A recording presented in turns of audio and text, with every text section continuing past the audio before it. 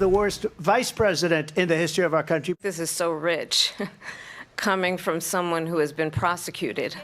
A contentious presidential debate between Vice President Harris and former President Trump. The first ever in-person meeting between the candidates saw Harris delivering on her strategy to try to get under Trump's skin, and Trump rebounding with attacks of his own. A few viral moments also stuck out. I've never seen a worse period of time. People can't go out and buy cereal or bacon or eggs or anything else. She just started by saying she's going to do this, she's going to do that, she's going to do all these wonderful things. Why hasn't she done it? She's been there for 3.5 years. Donald Trump was fired by 81 million people.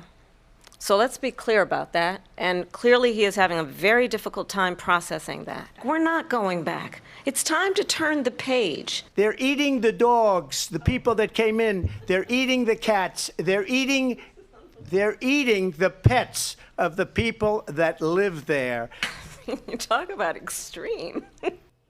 All right, I want to bring back our two political experts here. Talk about what we saw last night. First is Chris Borick, the director of the Muhlenberg Institute of Public Opinion. Chris, welcome back. Thank you so much for joining us. Oh, it's such a pleasure. Great to be back. So first, give us your immediate reactions to last night's debate. Well, I use the word contested or contentious. I think that's exactly what it was. You could see that both of the candidates really wanted to be forceful in their attacks on each other. Clearly, the vice president's strategy was to bait former President Trump into responses that might get him off cue or off his message. At points, I think she was quite successful in doing that. Former President Trump, by President Trump's standards, did continue to hit on messages that I think he wants to make the focus of his campaign. That, are you better off than you were 4 years ago? Are you paying more for prices? Is the border in a worse situation? If it is, then you simply have to vote for me if those are issues that matter to you. So I think both can take away some positives from the evening and return to what their overall strategies are in the broader campaign. Yeah, and Chris, like you brought up, economy, of course, was a big topic. Who do you think made the better argument of who would handle the economy better?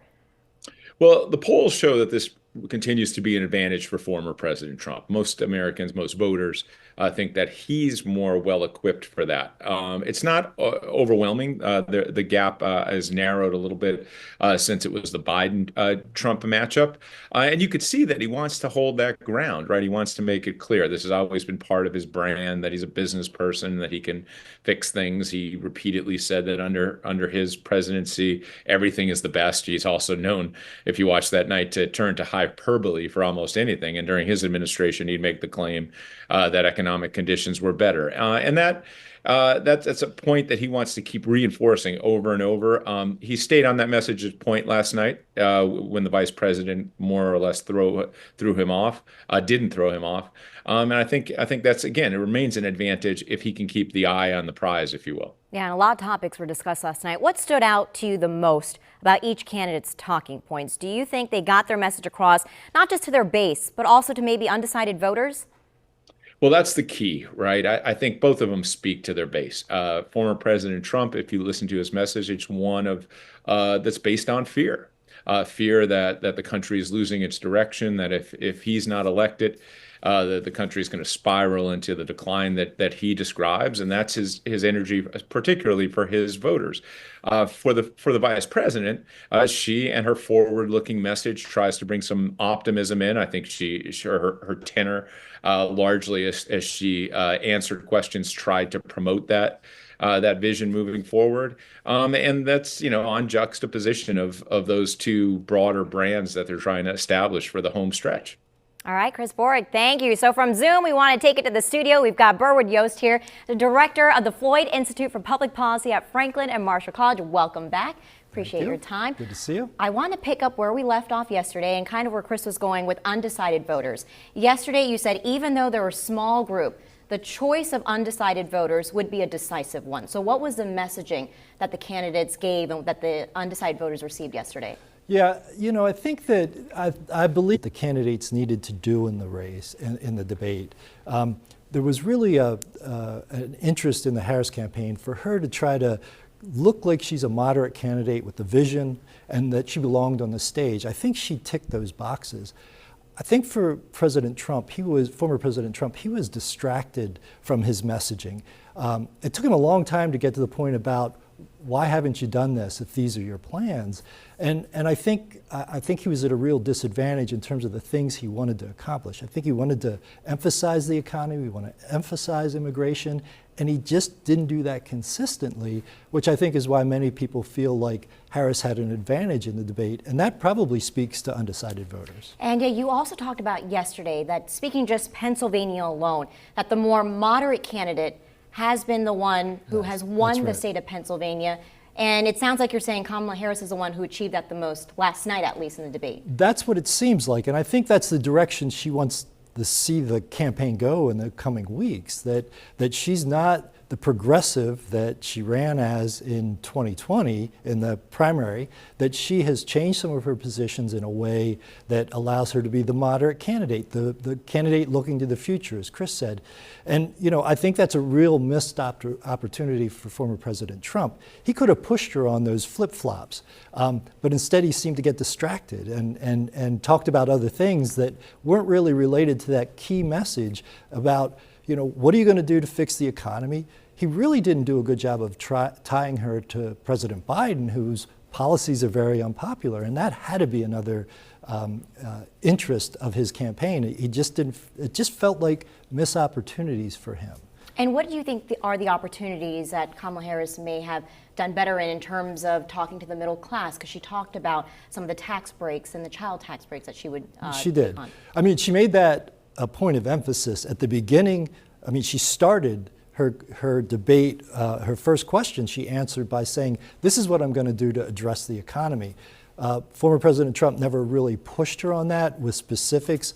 I mean, he did ask, why haven't you done it yet? But I think she got that point across, and she came back to that point that she has a vision for the future and a plan for the economy. And that's that's the main issue that voters care about right now. Trump has an advantage there, or has had an advantage so far, and I think if she can make up some ground there, that really helps her campaign. Do you think it'll make a difference in the polls, though? That last night would make a difference? Because we know debates matter, but what will the numbers say? Yeah, the people who win the debate don't always win the election, right? We've seen that in the past. Mitt Romney won the first debate. Hillary Clinton won the first debate. They didn't end up winning the election. There's a small number of voters who are going to decide this race. I think many of them are still thinking about it.